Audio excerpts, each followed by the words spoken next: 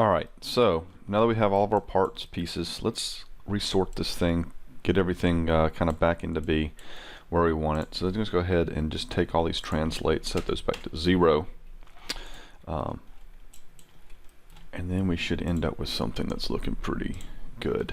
So what I've got now is all my UVs are laid out, and make sure before you pull this thing apart you have all your transforms set to 0. That way all you have to do is really quickly type in 0 there and everything kind of comes back into one piece. So here's my UV texture editor. This is where we kind of left off, and now I have my sorted object and I have this whole mess of UVs. Maya comes with a whole bunch of little neat tools for kind of setting up your UV scale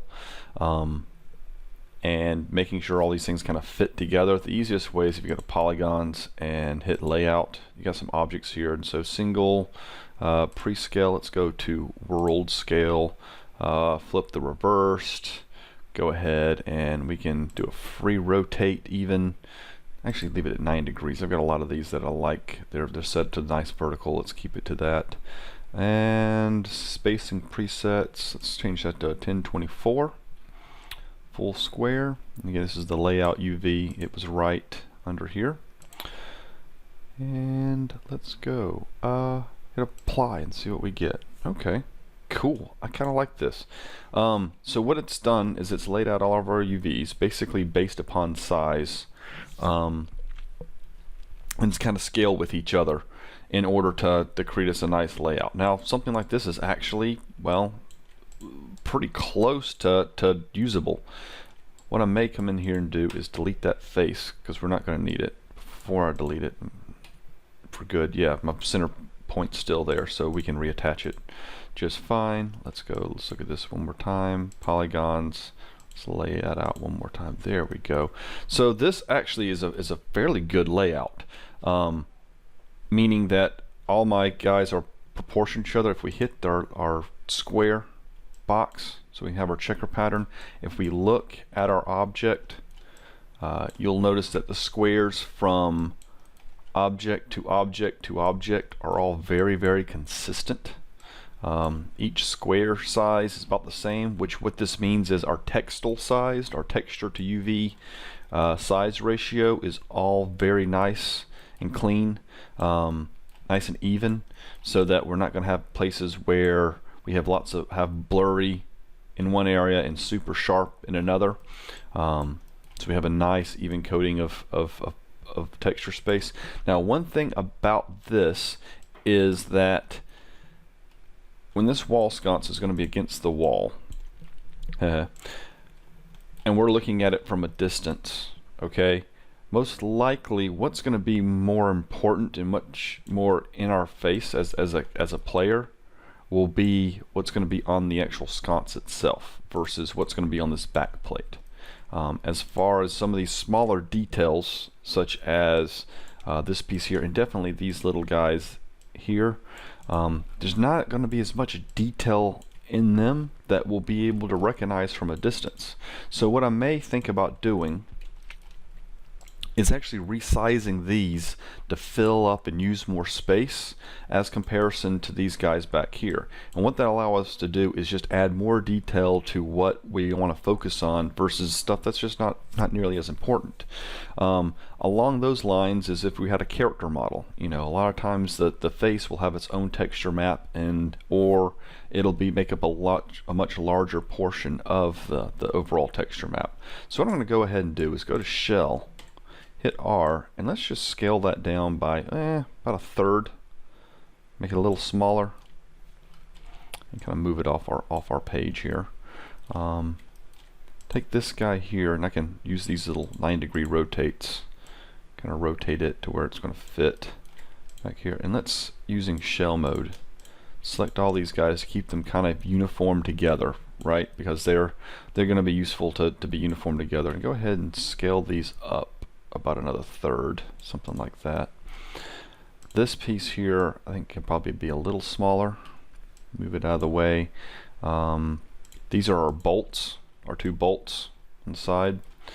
Go ahead, hit R, and I'll scale them down, say about a third. Alright, now here is this cap, and so it goes along with this guy, right? So whatever I do to these two, I need to make sure I do together. And maybe I'll make this a little larger, right? Make it a little more consistent with this. Meanwhile, this top piece here, because it's so wavy, I might be able to get away with making it a little smaller. I don't know how much detail I would be able to put in here anyway. And so just by doing that, we've resized everything just a little bit. Go back to polygons, we can go to layout, and in this case Freescale none and hit apply. Let's try that again. And now it should have kept our same scale as before and reapplied everything. Okay, now this is cool, this is great, very, very useful. Most of the time though, we're gonna spend a little bit of time maybe managing to reposition some of these in a way that'll maybe we can lay it out a little better than the computer does. One thing I really kind of feel like doing is shrinking that and putting it inside there. That would free up a whole bunch more space.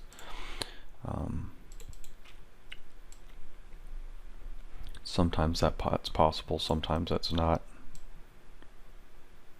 Maybe I can stash this in this corner here.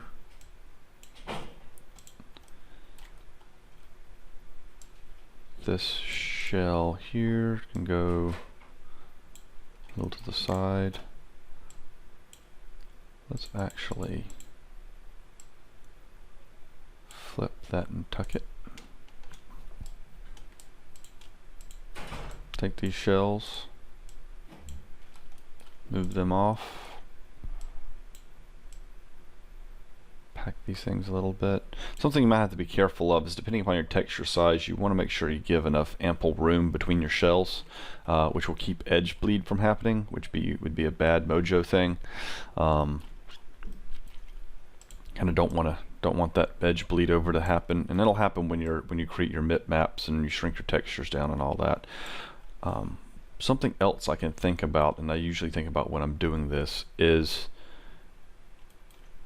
how I can shrink it down to a smaller part of the square. Because if I can pull, say for this and this are taking it the full length of the 0 to 1 space, if I pull these in together closer, I could scale all of this up, and again make each part use more texture space. Okay, it's kind of a more efficiency, but you know, like everything else, the more efficient it is, the more work it takes to make that efficiency. Let's just look at this. Let me turn off the grid for 2 seconds. Let's just look. Alright, this piece here, I've done this before, but this piece here, if we were to split it along here, yes, it'll create a seam, but if we split this off,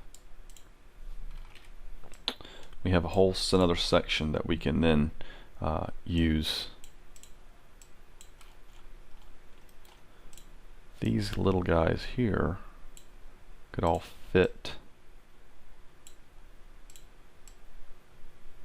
inside the object. Could fit here.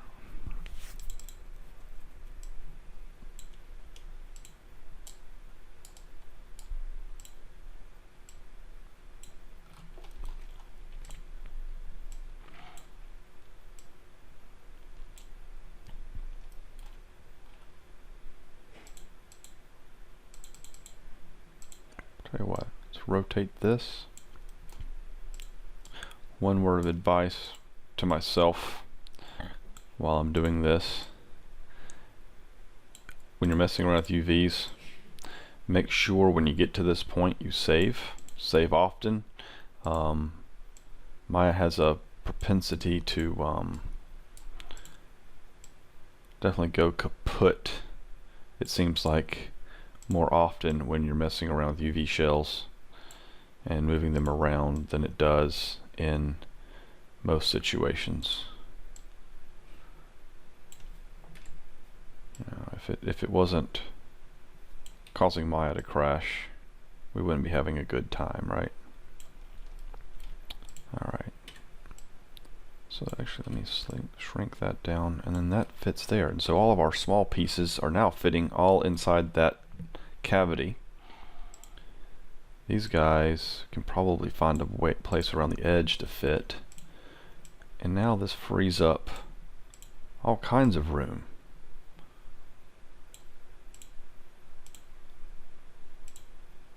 So let's grab these, move them out. This looks like it's almost made to either that's either can fit, or maybe even one of these shapes could fit. Kind of nestle itself, kind of tuck in right over here.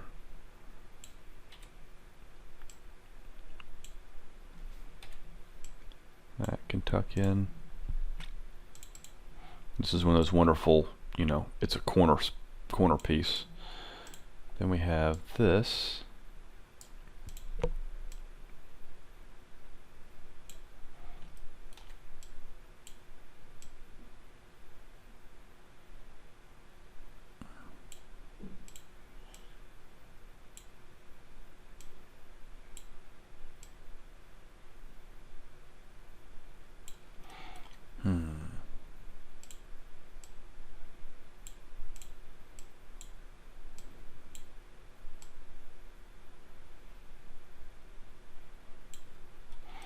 Really trying to squeeze some stuff in here.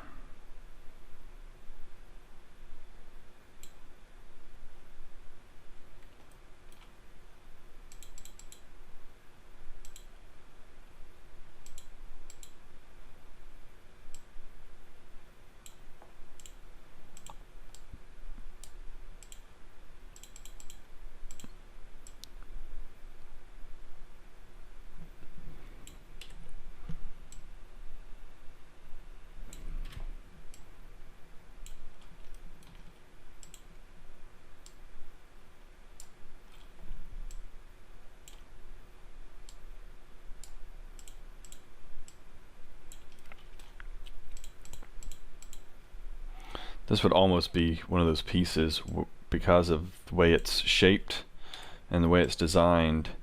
You could almost come in here with more of a smear tool.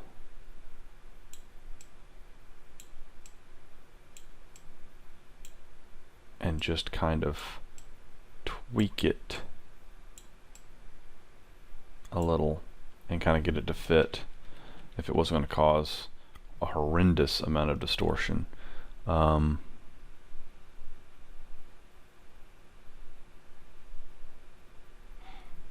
Even out some spacing a little bit, but yeah, something where we could kind of smudge it a little.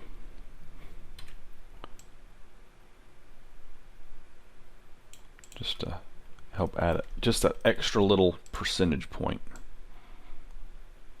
And now we have this guy that just kind of stacks up.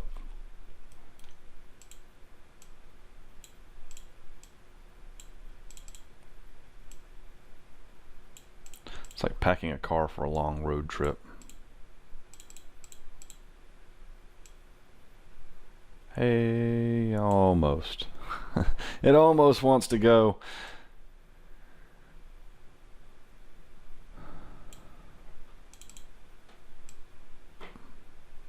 Maybe that works best. Alright, so now take all this, see where that's centered. I'm going to hold down the X key, slide it over, hit R,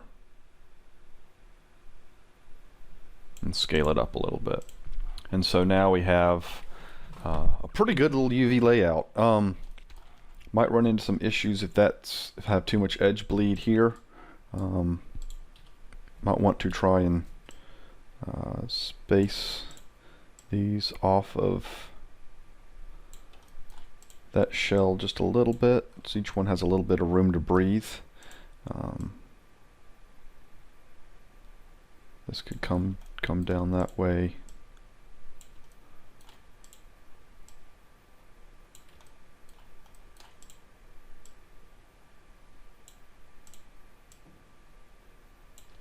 Trying to even my spacing up a little bit, and we actually could take this up a little bit more. The edge bleed along the very outside edge I'm not so worried about, because that's the edge of the texture. And we're not going to be doing any mirror repeating with this, so that should work pretty well. Use that last sort of percentage point.